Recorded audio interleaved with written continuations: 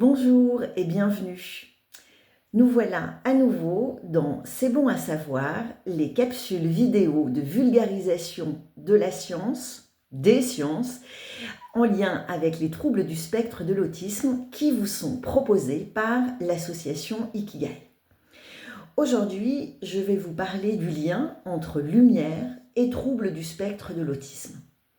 Dans une première partie, je vais vous parler de lumière visible. Et dans une seconde partie, je vais vous parler de photobiomodulation.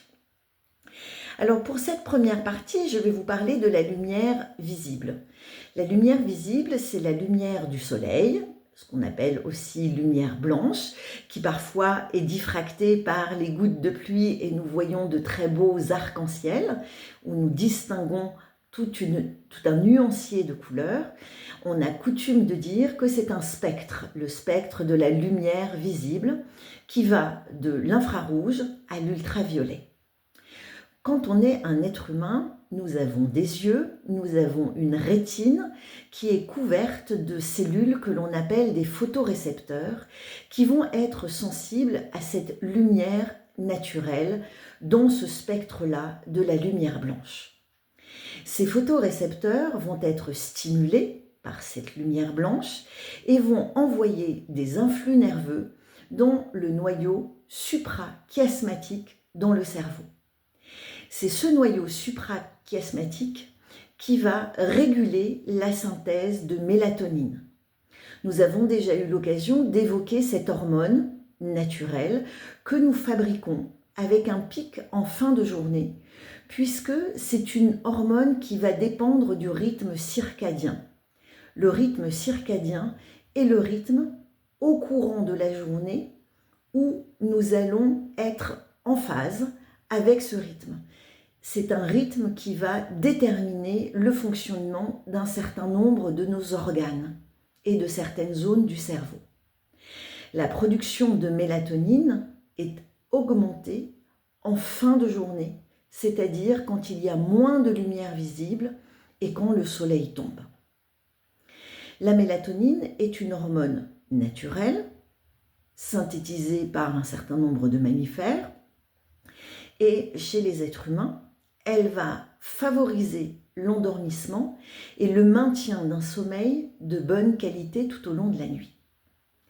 Chez les personnes TSA, il va y avoir des difficultés d'endormissement. Et il peut y avoir également des réveils nocturnes fréquents.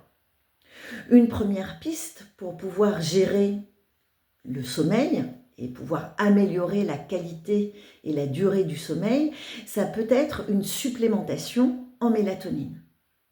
Mais il va y avoir aussi la possibilité de ce que l'on va appeler la luminothérapie. La luminothérapie va être une thérapie grâce à la lumière.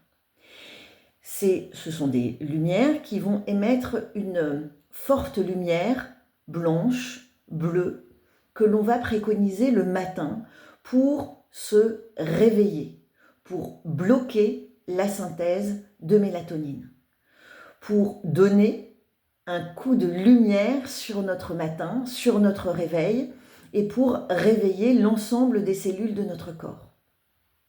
Au contraire, le soir, ça va être une lumière dans les tons de rouge qui va être préconisée, car cette lumière dans les tons de rouge va permettre à le noyau suprachiasmatique d'être activé et donc d'augmenter la synthèse de mélatonine et de petit à petit aller vers des signes de sommeil et vers un endormissement.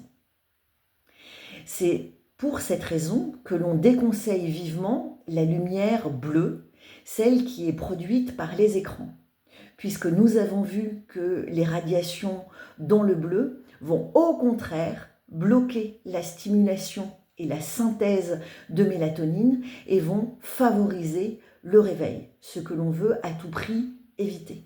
Donc, idéalement, il est conseillé de ne pas regarder les écrans le soir et la nuit pour ne pas bloquer la synthèse de mélatonine. Nous allons voir dans la deuxième partie de cet épisode sur la lumière et le TSA ce qu'est la photobiomodulation. À très vite, bonne journée.